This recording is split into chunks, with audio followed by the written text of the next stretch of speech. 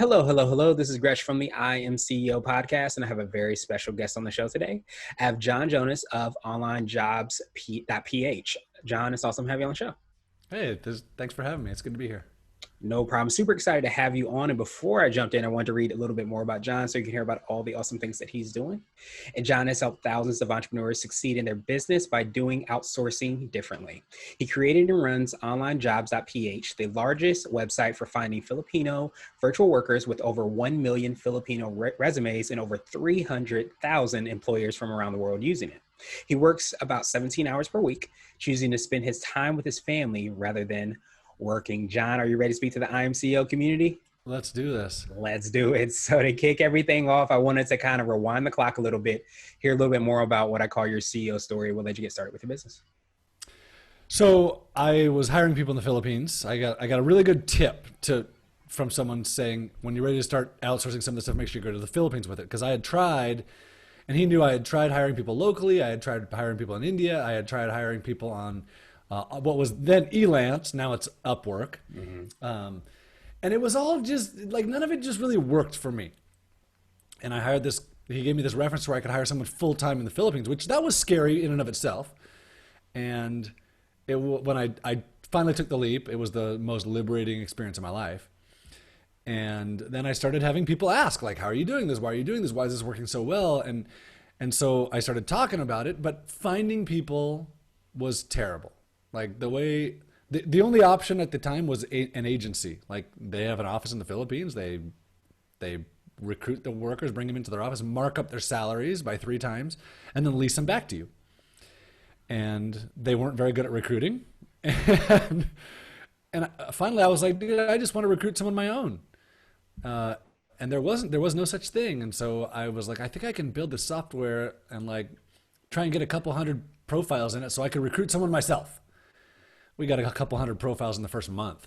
Nice. And from there it just exploded. So nice. I absolutely I love and appreciate that. I always say sometimes the best kind of innovations, the best things that come across is just by kind of scratching your own itch, so to speak. And you have a problem, you create that problem. Then, like you said, everybody's knocking down your door and say, hey, how are you doing that? And then next thing you know, something even new and sometimes better blossoms from there. yeah, and that's totally what it was. Yeah, I absolutely love that. So I wanted to hear a little bit more about OnlineJobs.ph. Could you take us through exactly what we can find there and how it can help us out as entrepreneurs and business owners? Yeah, so what I created was exactly what I wanted to find. Like, I wanted to be able to go and like search through resumes and contact workers and interview them on my own and hire them and pay them what they wanted to make, right? So that's what I created. So Online Jobs is a job board where you go on, you can search resumes, you can contact workers individually, you can post a job and you'll get, depending on what your job post is, you'll get dozens or hundreds of applications to your job post. Then you get to interview those people and you can hire whoever you want or nobody or a bunch of people or whatever. We're not a middleman. So we don't mark up salaries. We don't take a cut. We don't require that you communicate with them through our platform. You can do it through your own email. It's just a platform where you get to connect directly with workers without a middleman. Nice. And I definitely appreciate that, especially, getting the opportunity, as you said, and as you talked about, getting and wanting to go directly to the person and be able to interact with the person, not have all the middleman-ish stuff, if that's even a word or a phrase. So it's great to hear that you've been able to kind of create that and provide that same opportunity for so many people.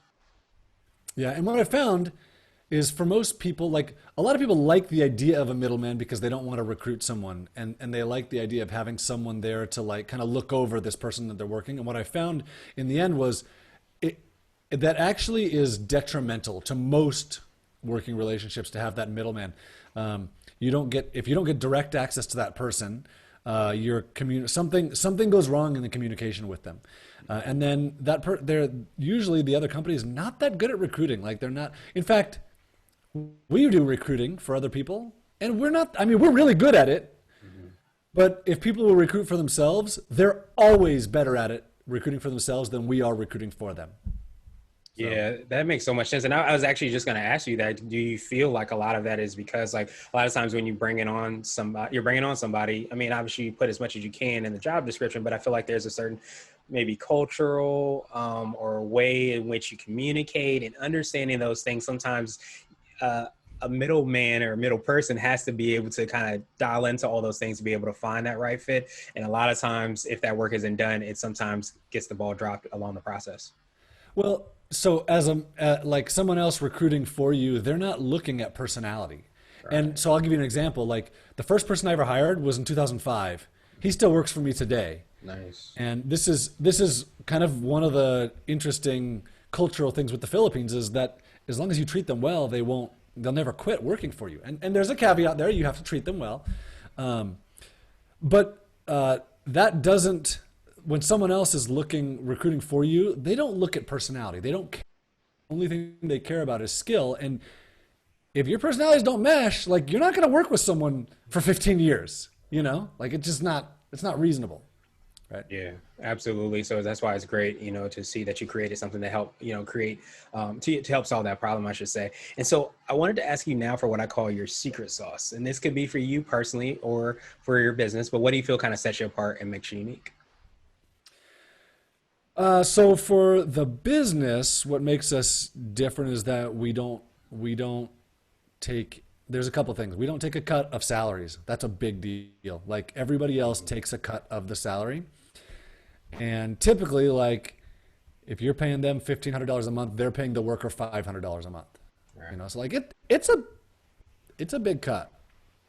So that's one thing. Second, we do so much work on the back end that nobody ever sees towards filtering out bad apples, towards removing people that aren't from the Philippines, towards finding people who are trying to cheat the system. We do so much work to verify people so that employers come in, they have no idea that we're weeding people out, but they're finding good people almost every time because we do so much work. So that's like our business secret sauce. And the other side of that is we charge. Like it's not free. And that was one of the first things we did was we found if we give it away for free, like if employers don't have to pay to use it, you start getting employers who are trying to scam workers into working. And then you start getting scammy workers because they know employers are scamming. And so it just creates this whole cesspool of Yeah, garbage. environment. So we charge workers or we charge employers to post their job, and that just cleans up the whole system.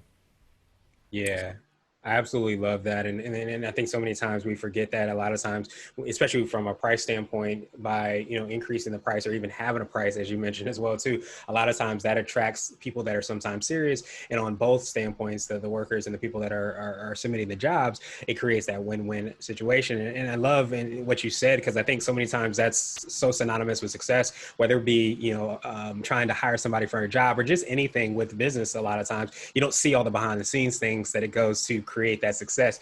You just kind of sometimes see the finish line. You just see that you hired somebody, but you have no idea that you were able to hire that person because we removed 100 or so of the bad apples that could have made that a lot of a murkier situation. Yeah, yeah, and the bad apples are usually the most vocal ones too. Yes. So we're very aggressive. Nice. I appreciate that. So I wanted to switch gears a little bit, and I wanted to ask you for what I call a CEO hack. So this could be like an app, a book, or a habit that you have, but what's something that makes you more effective and efficient? So I have two things for this. Number one, I found early on this. It used to be Jing. Now I use Snagit, but it is a screen capture, screen recording tool that lets me talk through things with people while they can see my screen, my mouse, they can hear my voice, they know exactly what's going on my computer, and so I can record a video and say, hey, I really like what you're doing here. I want to change this, or I really love this, or let's mimic this thing, or look at this other website, like anything like that. And I can just, and the magic of what Jing and Snagit do is you click upload and it's in the cloud for you. You don't have to deal with like putting it onto your hosting account or anything like that. There's no rendering of videos or files. It's just so simple. And that's becoming more common today, but that's been like, I mean, almost every time I communicate with my with my VAs or with anybody, even my wife, from my computer, I use it, right? Yeah. It's so good. Um, the second thing that I have that is like this is my CEO thing, and this is something I had no clue was going to be the case. But when I started hiring out of the Philippines, I hired this person full time, and they were salaried because that was the only option that I had. And I didn't know, and it took me years to recognize this, that because I made that commitment to hire that person full time, it forced me to step away from my business and work on the business instead of working in the business. Because if I had hired that person hourly, if that was an option, I would have hired him hourly because that's so low commitment and so simple. And then when that person's not busy, I don't really care. Like if they run out of tasks to do, I don't care. It's not on me. Whereas in this case, it is on me to keep their time full. And so as soon as they ran out of stuff, like it was amazing. Like I gave him a task. I thought it would take him 3 days. And he sends me an email 4 hours later. Like, sir, I finished the task. What do you want me to do now? Well, crap, I guess I have to come up with something for you to do, right? Which that was like the first time in my business where I actually worked on the business. And that's the big thing that people see when they start to do this and they do it right. You hire someone full time, it transitions you from being a grunt worker in your business to being the CEO of your business. Nice. That's extremely powerful. And the phrase that was coming to me is like, no pressure, no diamonds. And a lot of times when you have that quote unquote pressure, as you said, you have that commitment and you have to make sure that you're working on the business, not in the business to continue to grow it, to be able to provide, opportunities for that person, but also be able to kind of scale the business if that's, how you define success. And I love obviously to be able to kind of snip the tools. I imagine that's really big now to be able to send those videos in this virtual world, to be able to say, hey, you can do X, Y, and Z. This is exactly how you do it. While you're not wasting time doing it, you get to kind of replicate yourself and maximize your time. Yeah, perfect. That's a perfect recap of it. It's perfect. Yeah. Awesome. So now I wanted to ask you for what I call a CEO nugget. So this could be like a word of wisdom or a piece of advice. It might be something you would tell a client, or if you hopped into a time machine, you might tell your younger business self. So if I could tell it to myself earlier, so I'll just say that I've worked about 17 hours a week now since 2008. Nice. And so if I could say this to myself earlier, because I was forced into it, there's always work to be done in a business, and there's a limit of hours in a day. And so the big question is, who's going to do the work? Is it you or is it someone else? Because if it's you, you have a job. If all the work, if everything comes back to you and depends on you, you're building yourself a job. And it's possible to get other people to do basically everything. You just have to make that choice ahead of time. So, and especially as the CEO, like you got into this business not to build yourself a job, not to build yourself a responsibility. You got into it to create yourself freedom, right? I mean, that's basically what everybody does, right? You, especially online, like you're an online entrepreneur, you do it to create freedom, and then you realize pretty quickly you're handcuffed to this thing because you've built all these processes for yourself. So the concept that I realized over the years was get someone else, and for me, it's always been someone in the Philippines, to do this for you, because you can find such good talent so affordably, and get it off of your plate.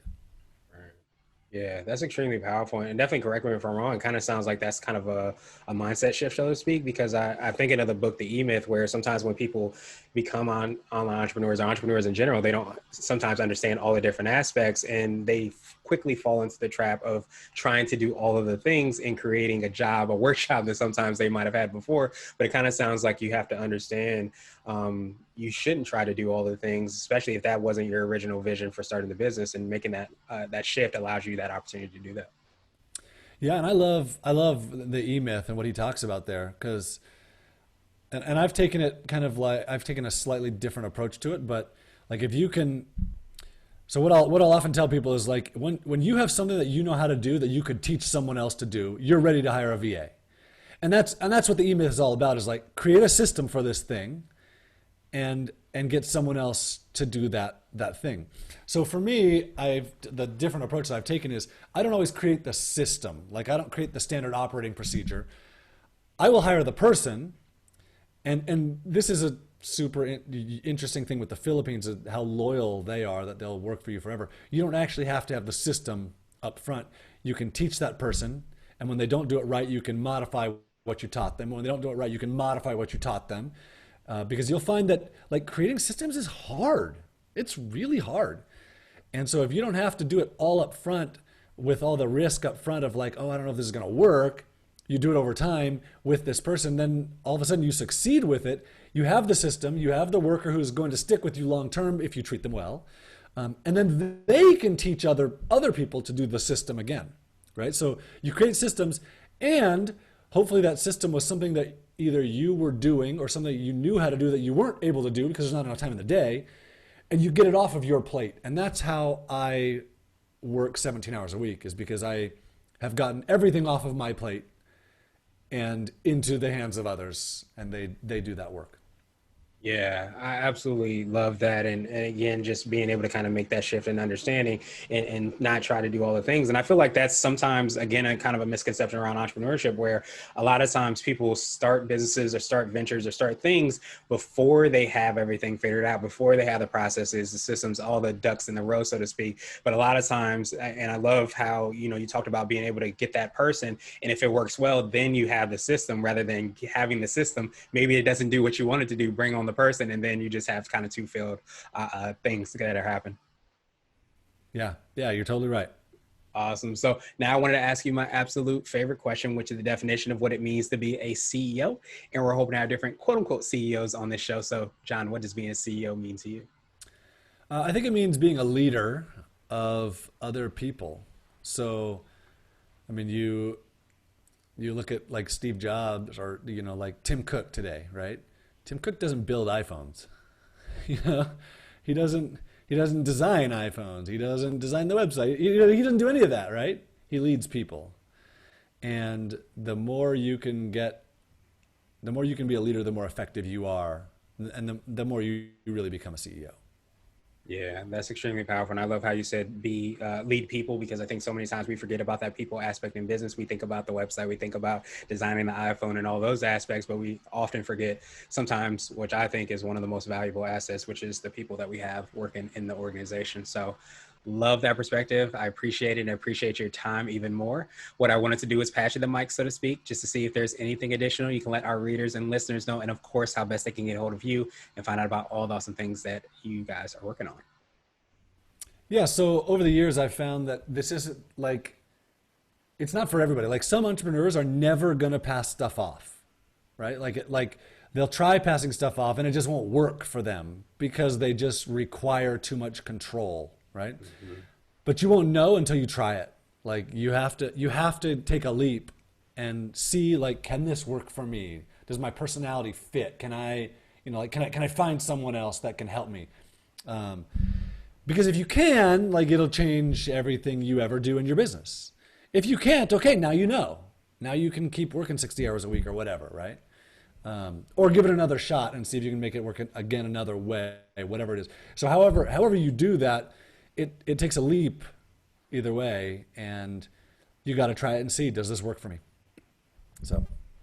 Absolutely. And people that want to get a hold of you, what's the best way for them to do that? So I don't like social media and I don't use it. I try really hard not to use it. So I'm super available through email. So if you use the contact us link at any of my websites, it obviously doesn't come to me, but if you ask for me, it will immediately get forwarded to me. So if you use the contact us link at onlinejobs.ph and say, hey, this is for John, it'll immediately come to me and I will respond to you directly. Awesome. And to make it even easier, we'll have the link and information in the show notes just so that everybody can follow up with you. But I love exactly what you said. I'll often say, like, the biggest fear, or the biggest pain, I should say, is not in doing something and failing, but in not doing something and never knowing if it would work out. So I love what you said at the end. Is just like, you never know if by hiring somebody you might have the next, scalable business at your forefront, because you never ever do it. So a lot of times you have to try it out, you have to see. And I love that you create an opportunity for us to do that. So I appreciate that. Appreciate you, my friend, and I hope you have a great rest of the day. Hey, thanks, man. I appreciate it.